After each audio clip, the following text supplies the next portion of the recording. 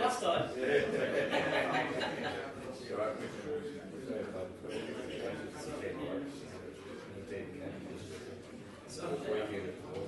So I think we're from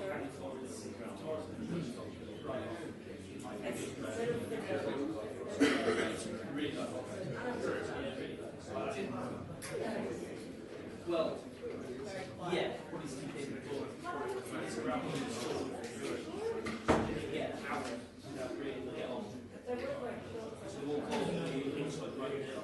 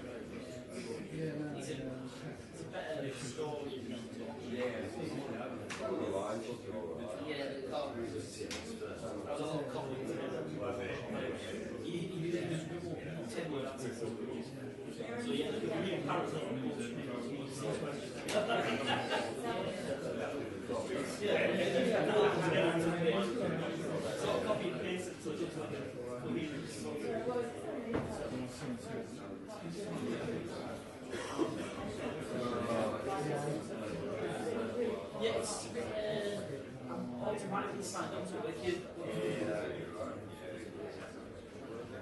Try these. It might be a little bit. Basically, guesses on it. I think it was over the years just get these.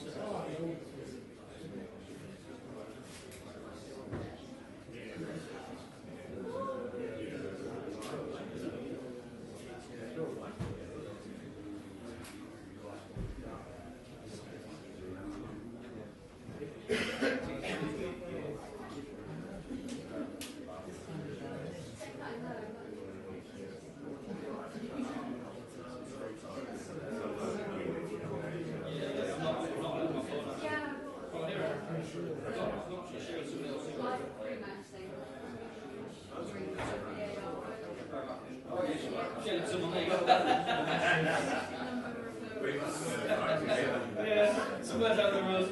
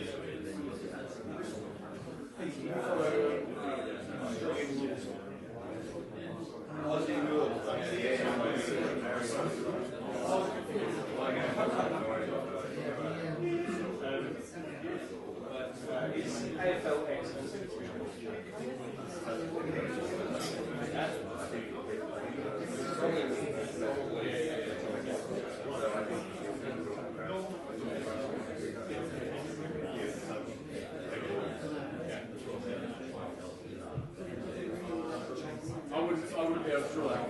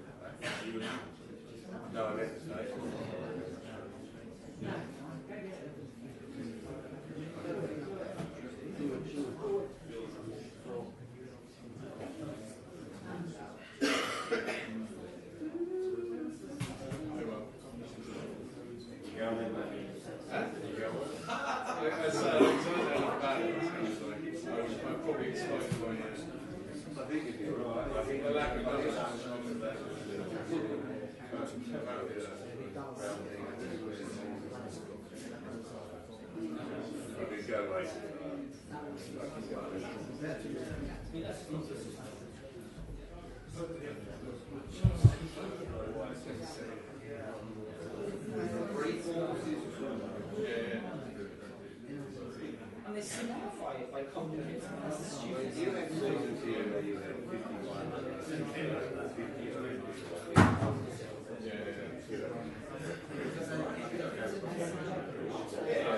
There's always been a sliding scale.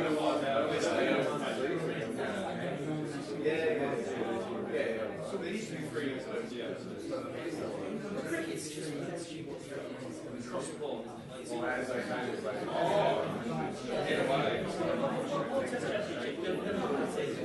Actually based on when you're playing each other different number of times, not holding away, different weighting of the ball. What does what? So the weighting and the way you get the points is completely different all the time. Like it's that's cricket.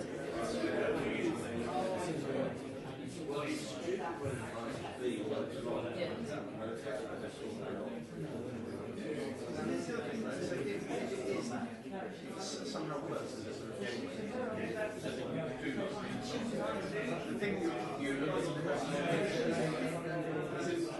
something like this is 20, you just scale up to 50. Yeah, whereas that's the issue. But like, if you go from 10 ball over, 5 to 10 ball overs, so you're audience and they go, oh, what's going on? I think it's like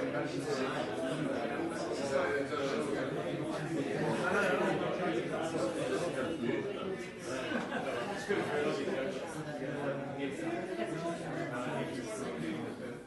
I don't like to get too worried about these things. There are criteria. English or international stuff. People like some get Andrew Wilson, I'm sure it's very good at things.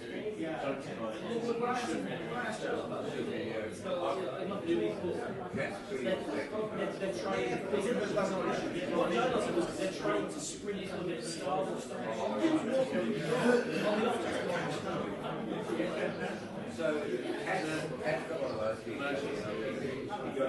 I said it's literally nothing. I've heard him talk, and I'm sure he's very good. It's not style. It just doesn't tend to kind of follow. It's just like, it's a great opportunity for locals.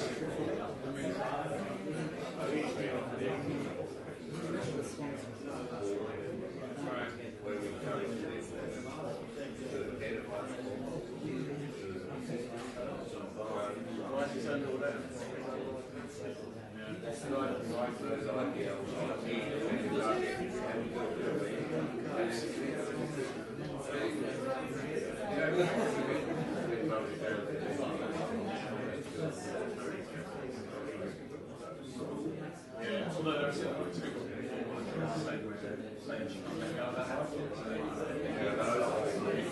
Maybe having to take the IPL.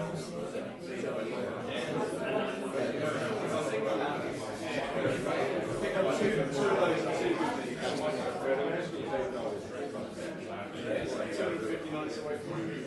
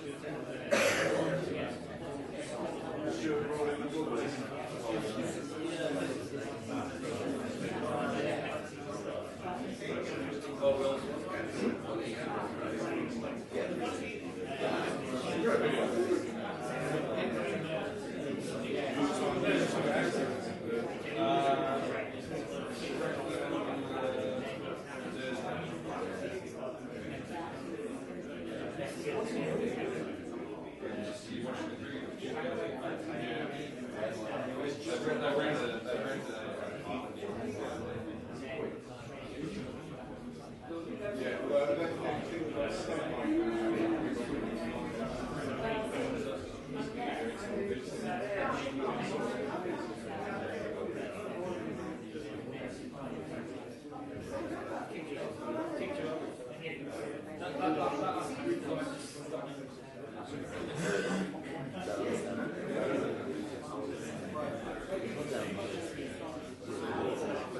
What's John look like? Where am I fucking score?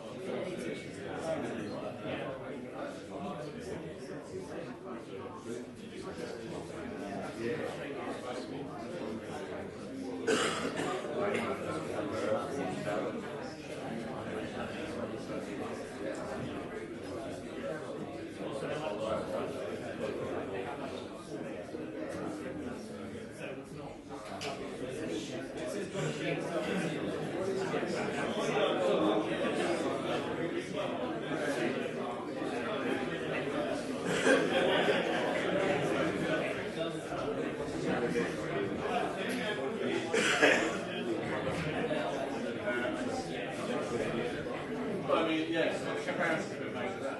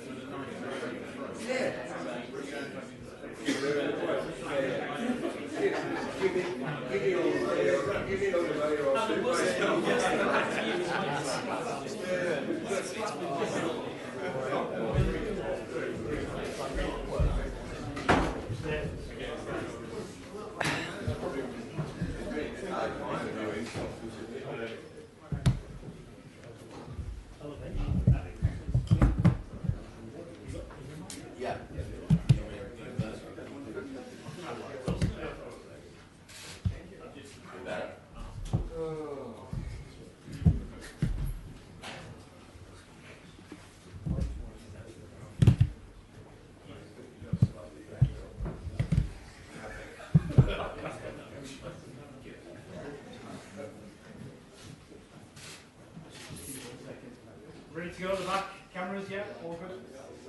Go ahead. Joe, have you decided on your 11 yet? No, we're going to leave that decision till tomorrow. What is there still to consider? I think you've got to factor in the weather and the changing conditions going into tomorrow.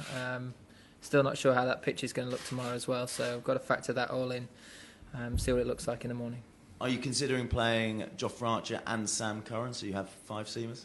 We picked a squad of 12 so we can make a decision from there. It gives us plenty of different options to go with. So that was the idea behind the 12 and gives us plenty to choose from in the morning. What could Sam Curran give you, though, if he did play? How could it help playing him as well? Sam's a brilliant talent. He's got the ability to change the game with both bat and ball, similar to Ben. His record is fantastic. He has had a huge impact in most of the games he's played, and is a very promising young talent that I'm sure will play a huge amount of Test cricket. So it's great to see him going back even into the 2020 format and performing for Surrey, and keep pushing his case really hard when he gets his chance. And in terms of Jofra Archer, are you as excited as everyone else to see what he can do with a red ball? Yeah, I am, especially having heard his press conference yesterday.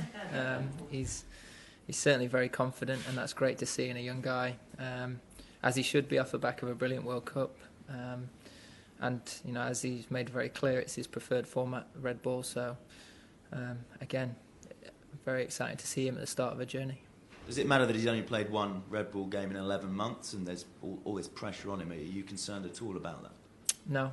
As I said, he's a very confident young guy, and things like that don't seem to faze him.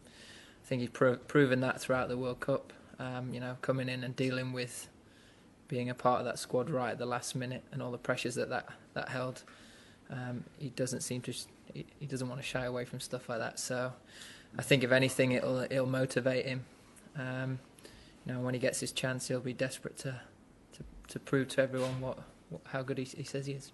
And Jack Leach would give you a left arm spin option.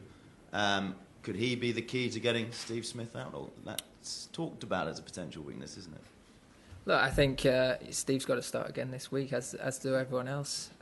He's obviously played very well last week at Edgbaston, but I feel like we created a lot of good chances or close chances last time around, especially in the first innings when that ball was moving around, and we've got to make sure that, if anything, maybe just stick to our plans a little bit longer, trust that they're going to work, and be nice and patient. Joe, people always get excited about potential, and particularly when it's a guy who is waiting to make his Test match debut. Potentially, is Jofra Archer the guy who could win you the Ashes this summer? We'll have to wait and see. If you ask him, he'll definitely say yes.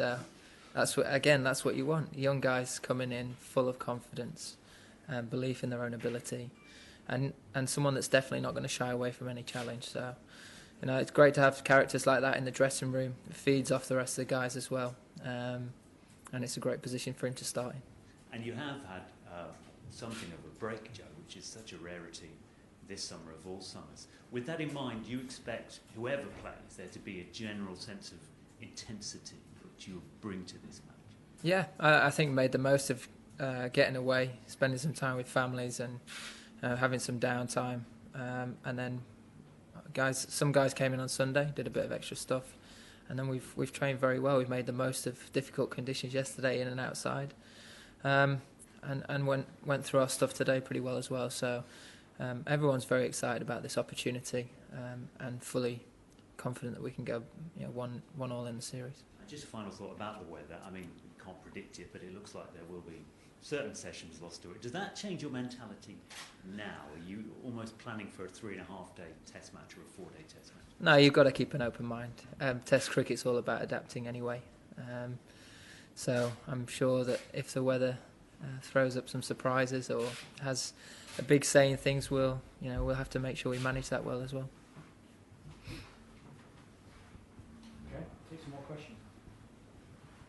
Andrew at the back. Go ahead. Joe, it's Justin Lang was talking yesterday about the luxury of having 6 fit and firing fast bowlers to rotate.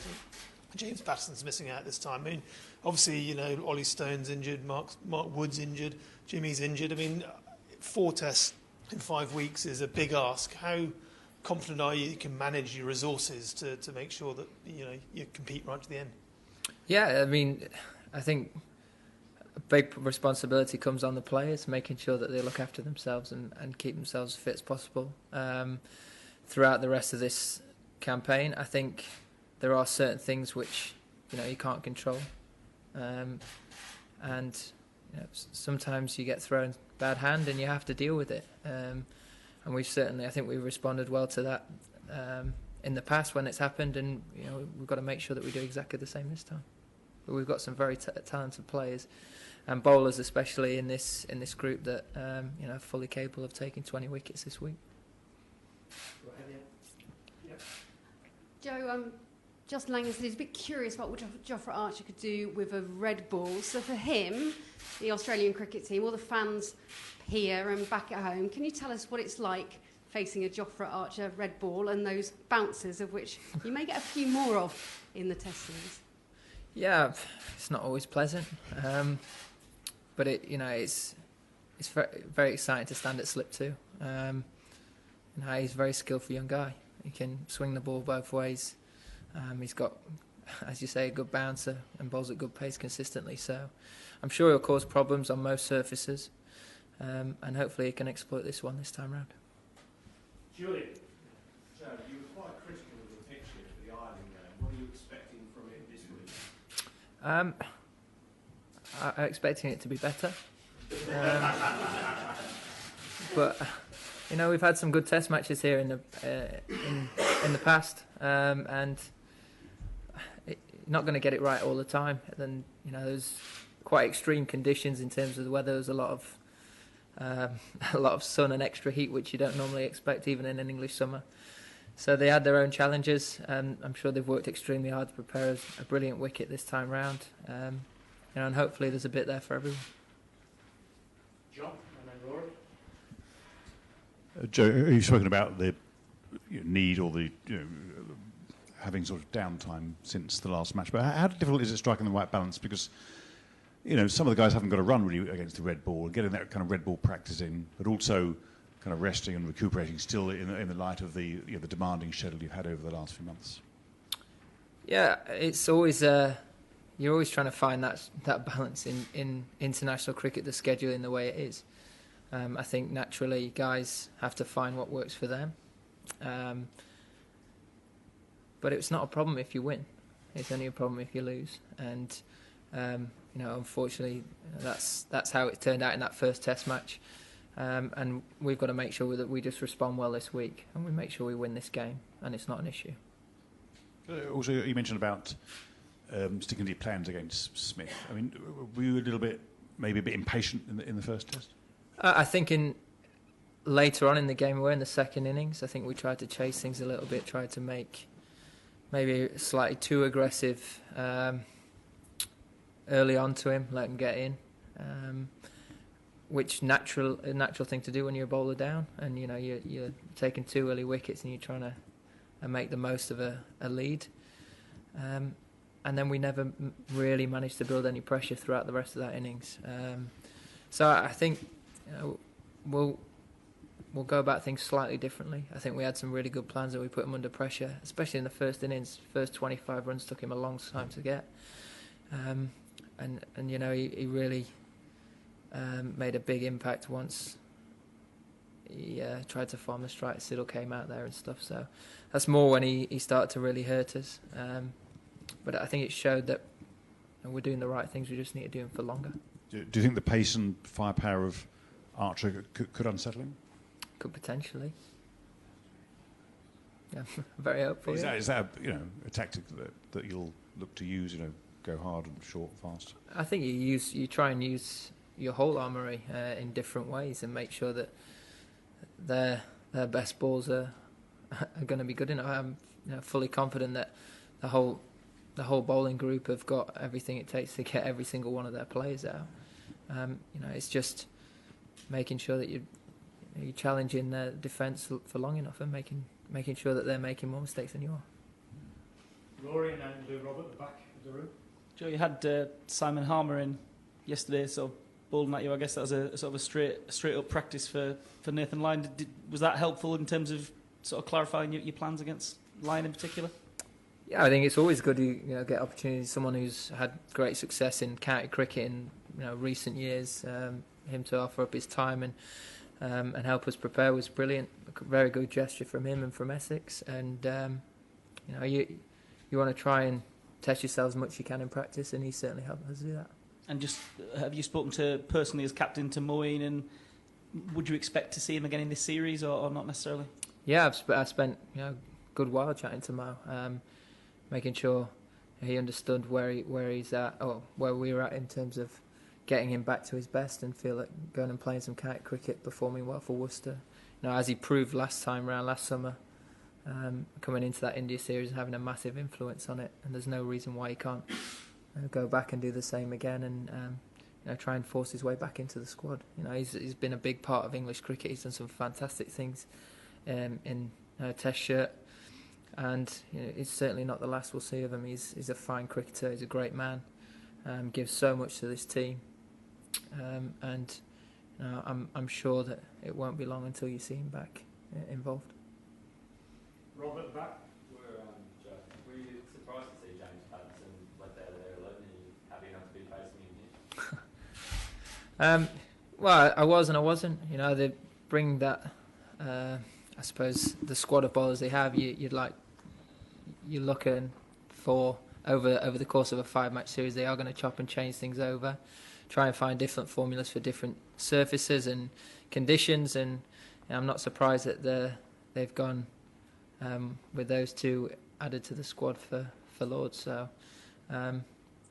each side has their own way of trying to set up and throughout a whole series, and we've prepared. You know, we made sure we got our practice in against left arm angle, and are very prepared for Hazelwood as well. We'll take a couple more, Ali, and then one more after. Joe, Chris Wokes has got a very good record at Lords. Is that the sort of thing you try and remind the player of, and also do you probably expect to use him a little bit more than you did second innings at Edgbaston? Yeah, I don't think you really need to remind Chris of his record here. It speaks for itself. Every time he walks through the dressing room, you see his name at the bottom of the honours board a few times, especially in that bowling column. So it's great, you know, when you've got guys coming back to venues where they've got really fond memories. That's really powerful. It feeds a lot of confidence through him and through the rest of the guys. And yeah, we didn't use him as much, or I didn't use him as much in the second innings, but what that does mean is he's fit and fresh and ready to go this time around. Is it the case for him and Stuart probably just to take a bit of the pressure off Jofra Archer, given that it is still, for all the talk, it's still a test debut, isn't it? So they're your senior bowlers, isn't it? Yeah, they're senior bowlers. They'll want to set the tone. They'll want to make sure that they're leading the way. But ultimately, it's about how you dovetail as a whole attack and making sure that you play your part in that. And I'm sure they'll be able to do that just fine. Do those two open the bowling, Wokes and Broad, or is it? We don't really need to have a set plan on that. We can see what the conditions throw at us and see what we think's best to go with. Stefan to finish up. Joe, it's 7 test matches without a win against Australia. 6 of those have been defeats. Why do you think they've had that stronghold, and what's making you confident that you can turn that around this week, especially given another defeat and the Ashes will be very close to being gone? I think that's a wrong way to look at it. I think that Ashes series in Australia is a long time away now. It's a very different squad of players. It's a very we're in English conditions. I really back ourselves to perform and to come back strong after last week. We've proven that we do that time and time again when we've been defeated, especially at home. And I'm expecting a big response from the boys. Last week will have hurt everyone, and everyone will be absolutely desperate to go and win this week. And I expect nothing less. Cool. Thank you. Cool. Thank you, lads. Thanks. James.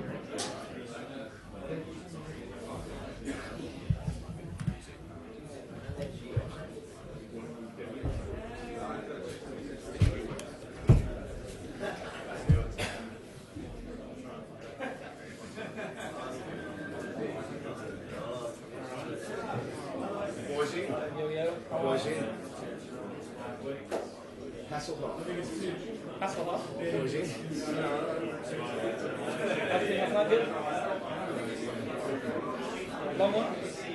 Yeah, but I mean, I think because the adrenaline's going pretty hard, it takes a while. I had 2 years between 10 and 11, and I probably had quite a few more before it was a slow start. So, there you go. Yeah,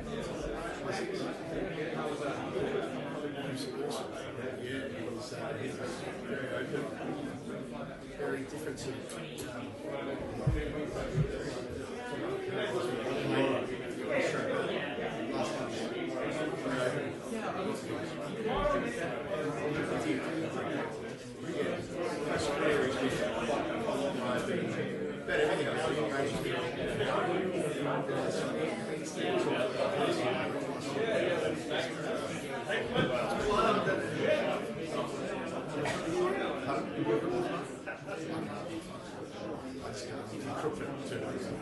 it'll be a very negligent move for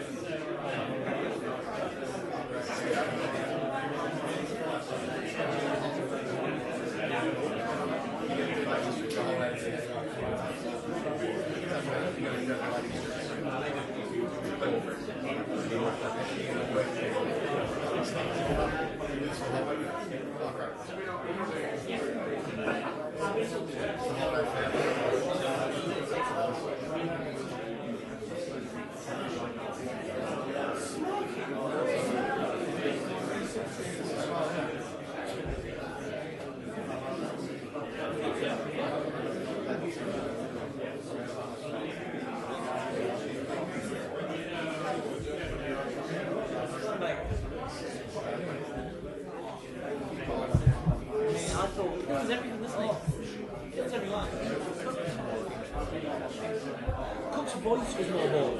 I think Cook had a more boring voice. They're on the par. On the par. In terms of voice quality. So boring. Everything looks young and like he might be happy to be there. Nothing happens.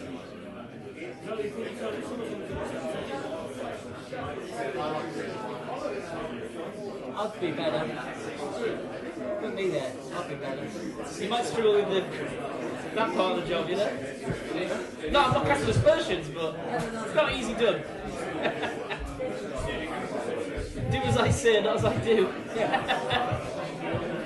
I take this off on casually top. Come together.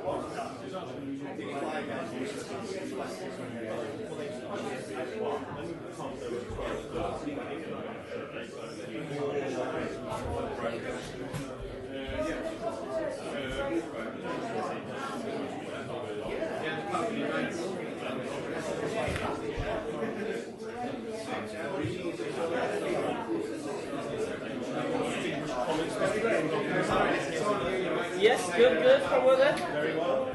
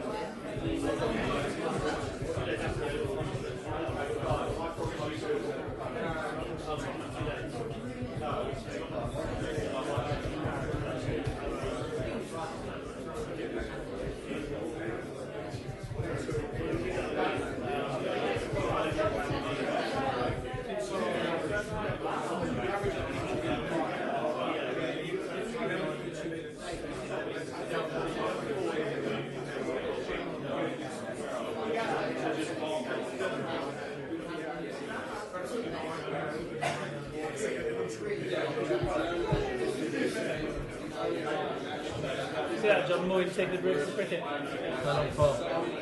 Just break. Break from cricket. Right. You only played 2020. I mean, you were playing 2020. Sad though, you could tell mentally. Oh, yeah.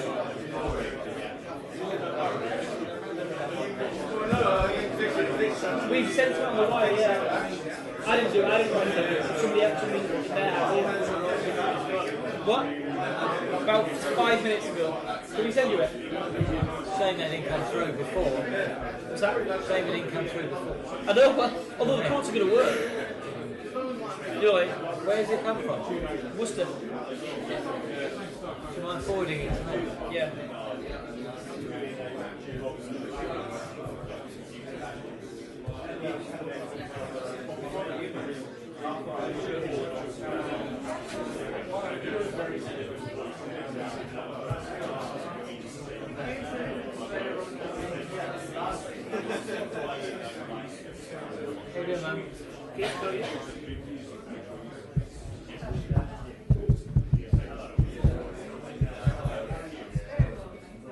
Nathan Lyons ended his career again.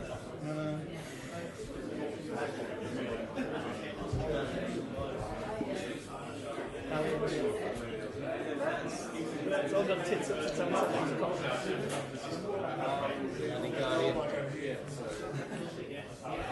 Look at St John's Everton.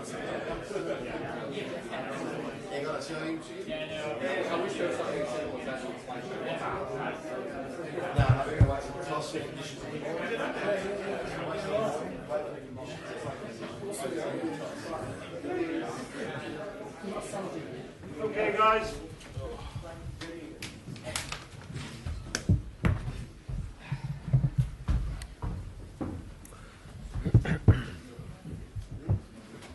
You gonna have seat notice or? I'm sure I read something in the paper.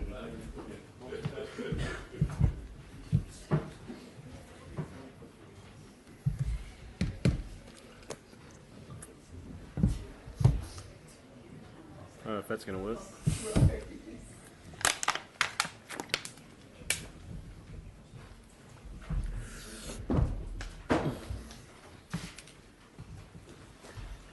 All phones off or the silent, please, guys. Cameras. Thumbs up if you. Rough night. Who's got the Nah, just a little fella let me down last night. Had a rough night, he did. Who's got Dan? Dan, for you? Tim, can you talk us through the thinking behind leaving James Pattinson out at this stage and I suppose what it means for his role over the rest of the series? Yeah, well, nothing new, nothing that we sort of haven't already spoken about, I guess. We're really happy, as I've said, pre-series with the group of fast bowlers we've got at the moment. We think in all conditions, all of them can play a really important role in this series, but we've spoken to that group of bowlers about making sure that we have that core group of bowlers going forward for the next 2-3 years. They're all still quite young in age, so and in James's case in particular, he's come back off a really long layoff, a really serious operation, and we want to make sure that he's cherry ripe for the next 3 or 4 years. So I think what we've done in the past with James is got him back. We know how good he is, so we keep using him and keep bowling him, and eventually he's broken again. So we're really lucky in the fact that we've got 2 bowlers in particular on the sidelines that are world class, and we want to make sure that James is absolutely cherry ripe every time he plays. He's available for selection, but we've decided to rest him for this game and make sure that his long-term future is in really good shape. Does it come into it as well that you've got the second of, I suppose, back-to-back test match, or 2 sets of back-to-back test matches coming up now, and to have him fresh for sort of the second of one of those is attractive too? Yeah, I think so. I think it was always going to be one way or the other. He would miss this test and be fresher for the 3rd test, or he has this one after the long break and doesn't play in the 3rd. And I think if you look at Mitchell Starc and Josh Hazlewood's records at Lords, it's a good venue for one of those to come in and play and be confident in the fact that they can bowl really well here. Tim, Jofra Archer's set to make his much anticipated test debut. Are you, as a batting unit, prepared for the extra pace he's going to bring and possibly a few short ones as well? Yeah, I think so. That's test cricket. again, I said yesterday, like a lot of our guys have seen Jofra or faced him, which is a plus. Obviously, it's been in white ball cricket, but I think we've actually faced him in Australia where conditions really suit fast bowling. So I think we've seen him at his fastest. Guys know what to expect. They know how skillful he is and how good he is. So like most bowlers that play Test cricket, there's going to be times where he's going to be a real threat and we're going to have to weather that. What have you made of all the hype around it, the expectation? Could that work in your favour? It doesn't bother us, to be honest. We're focused on what we have to do, not the expectation around Jofra, whether he can handle that or not. I don't know. I don't think it will worry him from what I know of him. But it's going to be exciting. It adds to the Test match. It adds to the atmosphere. Chris, Julian, and Paddock. Julian, wait for the mic, please. Sorry. If someone had said to you 9 years ago, when you made your debut here, that you'd be back here as Australia captain, what would you have said in reply? Well, I would have thought it would be in different circumstances, but nonetheless, I'm really proud to be a part of this Test side. I'm rapt to be playing international cricket again and to have a second opportunity, and to have the captaincy with that is a great honour now. One that I certainly didn't want or expect, but doing the job now, I'm thoroughly enjoying it. And what do you remember of your debut here? Not a lot. I remember we won the Test match. Marcus North, I remember getting 6 for, I think, which was interesting. We're a part-time spinner. I just remember then a lot of nerves. It was an interesting day, really sort of cluttered and nervy day, so I actually don't have a huge amount of memory of the day. I can remember Ricky Ponting giving me my cap and Steve, but again, I can't remember a word he said. I'm not even sure if I was listening. So, it's always special when you come, having made my Test debut here. I think that ground is always going to be special to you, but to have it here, I think it's a special ground for all cricketers. So our team's rapt to be here. We love playing cricket at Lords.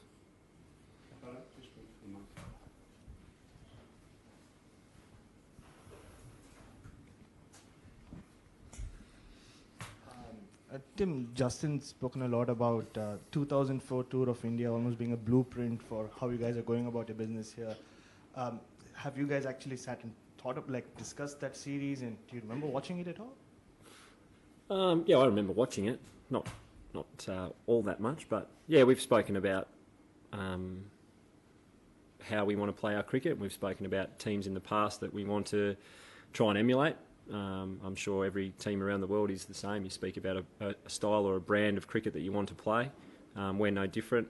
I think you look to take good things from all great teams that you see, and try and take those bits that fit with your current group. And obviously we've got 17 guys here that are completely different people that were on that tour, but there's some things that we can take from what that team did or what we think is important for Australian cricket teams. And to have people like Steve Waugh around us is really helpful when you sort of want to bounce ideas or talk about the past or just what it means to play for Australia.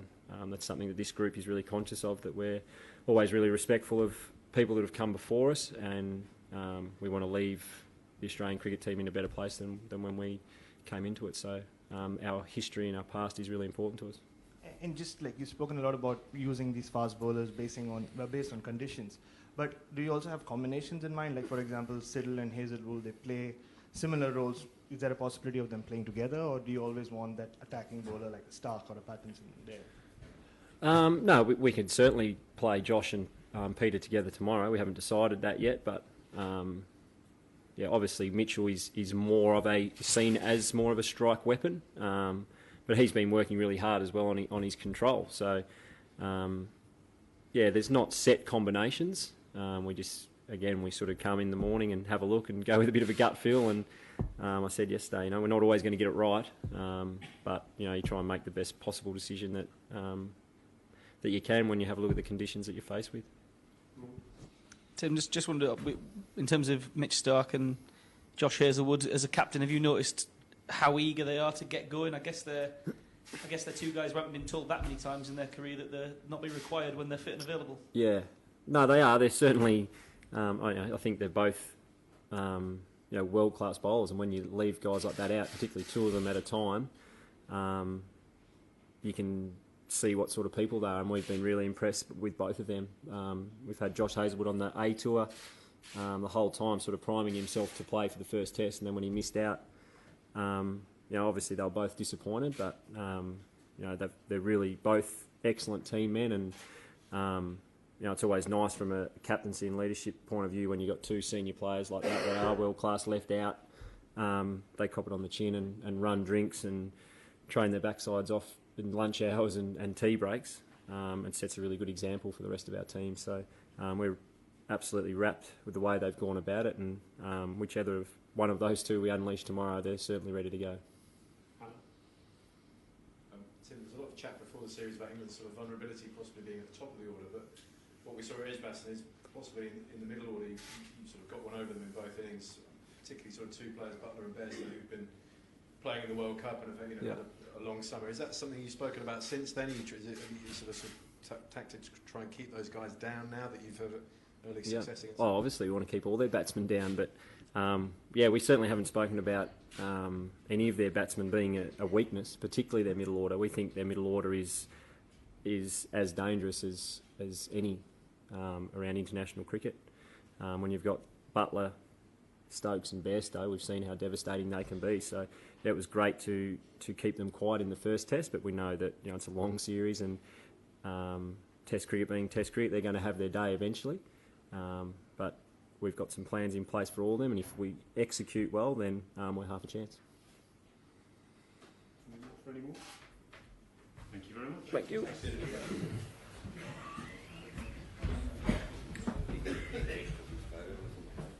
Darling, going on with the thing. Shouldn't have showed him to him. Yeah. What are you doing? Well, it's all Oh, no.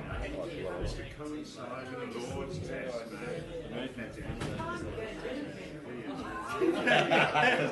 His party to send you off, and then you come back for another one. Well, yeah. Very good.